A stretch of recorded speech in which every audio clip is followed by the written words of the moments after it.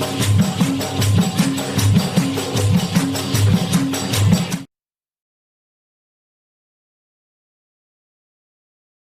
ni nak itu asal barang kat depan mana asal sini?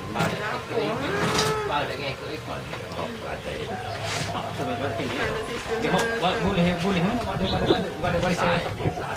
Oh saya daripada ni semua. Apa boleh jadi gini? Ada boleh jual apa ada tuan? Oh jual. Jual apa habis lah ni. Barangan purba walaupun dilihat reka bentuknya agak lama dan sesetengahnya dianggap kuno, namun masih terdapat peminatnya yang tersendiri. Jualah apa sahaja yang melibatkan barangan itu seperti parang, golok, setrika, keris, cerik hatta barangan purba berbentuk haiwan seperti naga, peminat terhadapnya pasti dapat menghidunya. Bukan kerana baunya, kerana barangan purba itu tidak berbau, tetapi reka bentuknya yang menarik yang sering didambakan oleh peminat-peminat barangan berkenaan. Walaupun bagi pandangan sesetengah orang, barangan purba itu tidak bermanfaat, namun hal itu bagi segelintir manusia.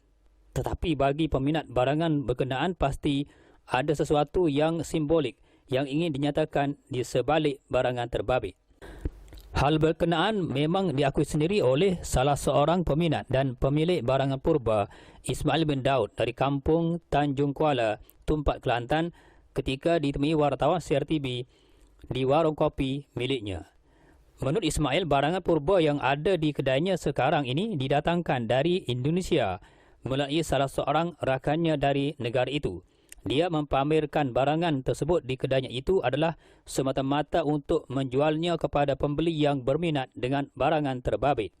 Minatnya terhadap barangan purba setelah melihatnya beberapa tahun lalu, terutamanya tentang keunikan reka bentuk yang dibuat oleh tukang-tukang barangan purba. Baginya, barangan terbabit dibuat mungkin ada cerita dan pengalaman tukang yang membuatnya sehingga dapat mencorakkan barangan tersebut seperti itu. Menurutnya, minat tentang barangan purba memang dipendam sejak sekian lama.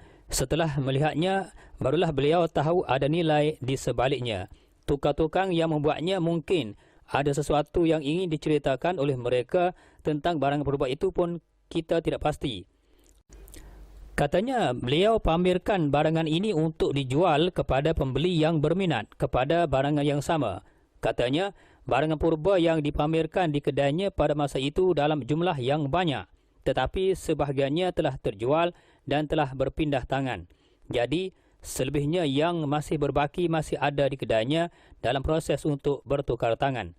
Katanya pada masa itu barangan purba di warung beliau ini agak banyak kerana ketika itu agak baharu. Peminat barang ini tidak mengetahui ada di sini.